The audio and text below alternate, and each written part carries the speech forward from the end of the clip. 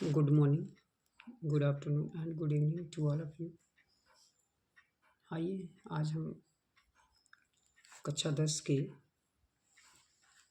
तीसरे अध्याय में चलते हैं और ये तीसरे अध्याय में चलने से पहले हमें ये बताना है कि इस अध्याय के फार्मूले क्या हैं, इस अध्याय का नाम क्या है। ठीक है, तो इस अध्याय का नाम है दो चरों वाले रैखिक समीकरण। ठीक, अभी तक आपने एक चर रैखिक समीकरण पढ़ा है, अब ये आपको मिलेगा दो चरों वाला रैखिक समीकरण। तो दो चरों वाला रैखिक समीकरण किस टाइप का होता है इसके बारे में आपको बताया जाएगा। आइए देखते हैं। तो दो चरों वाले रैखिक समीकरण के कुछ फार्मूले हैं जिनको हमें देखना है। सबसे पहले देखना है कि दो चर के समीकरण होते किस टाइप के हैं। तो वो कुछ इस प्रकार से होते हैं, जैसे कि a1x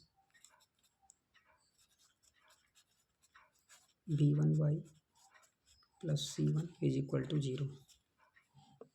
ठीक है, फिर एक होता है a2x b2y c2 is equal to 0। ये कोई इक्वेशन फर्स्ट है और ये कोई इक्वेशन नंबर सेकंड है।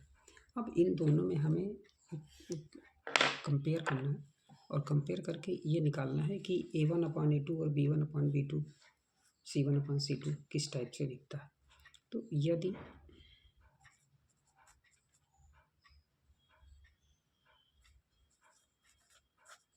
स्टेप नंबर वन में क्या आएगा कि a1/a2 b1/b2 c1/c2, यदि ये आपका तीनों मान क्या हो जाए बराबर। तो यदि ये बराबर हो जाता है तो हमें क्या लिखना है, इसमें ये लिखना है कि अनेक हल होंगे।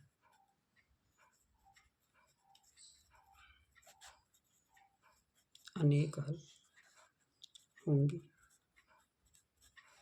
या हम ये कह सकते हैं संपाती होंगे।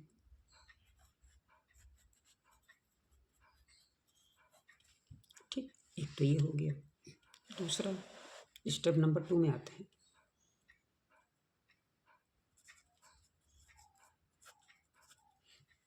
और जब हम स्टेप नंबर 2 में आएंगे तो उसमें कुछ इस तरह से होगा। सपोज करते हैं कि a1/a2 तो है, b1/b2 भी है और c1/c2 भी है, लेकिन ये नॉट इक्वल टू है।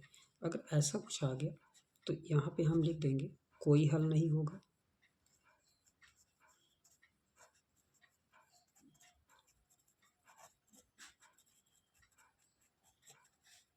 और रेखाएं जो होंगी वो समांतर होंगी।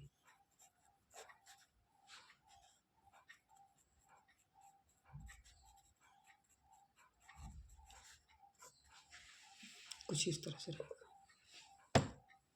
ठीक है, अब एक स्टेप और है, वो स्टेप है आपका थर्ड नंबर।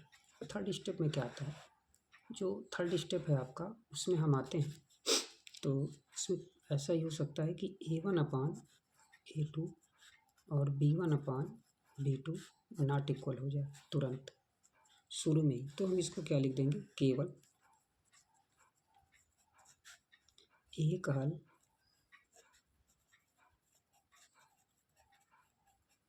होगा।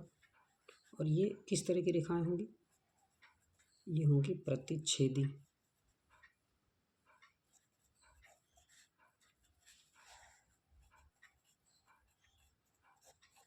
प्रतिच्छेदी रेखाएं होंगी।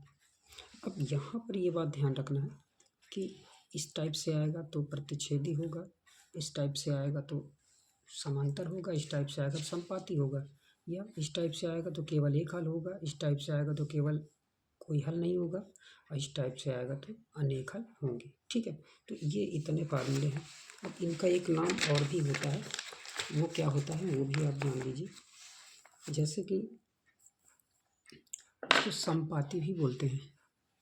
ठीक है, किसको संपाती बोलते हैं, पहले वाले को, या संपाती रेखाएं। संपाती तो वही है, वही चीज़ तो है, संपाती भी है, समांतर भी है, और हो गया रैखिक भी। अब एक स्टेप और आता है आपका वो आता है अगले प्रतिस्थापन या विलोपन। तो नियम नंबर अगला है प्रतिस्थापन या विलोपन। तो सबसे पहले चलते हैं प्रतिस्थापन के लिए। तो प्रतिस्थापन के लिए जब हम देखेंगे तो क्या होता है, एक कोई भी क्वेश्चन ले लीजिए, चाहे विलोपन में देख लीजिए पहले। तो विलोपन विधि सबसे पहले देखते हैं, विलोपन विधि।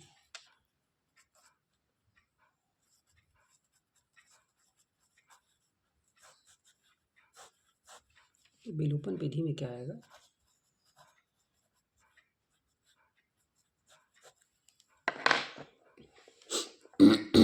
विलोपन विधि में सपोज करते हैं कि आपका 3x आ गया, 2y plus 4 equal 0, 3x plus 3y plus 2 equal 0। ये कोई इक्वेशन दिया है, ठीक। तो इसको हम हल कर सकते हैं। कैसे हल करेंगे, समीकरण 1 तथा 2 से, समीकरण 1 और 2 से लिखेंगे तो क्या आएगा, इसको आप लिख दीजिए।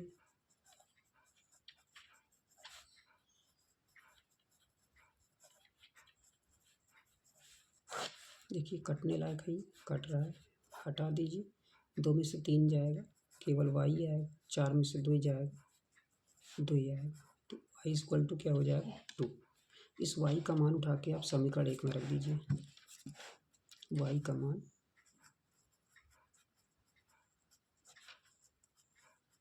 समीकरण 1 में रखने पर, तो समीकरण 1 क्या है, 3x प्लस 2y 4 बराबर 0। तो y का मान क्या होगा,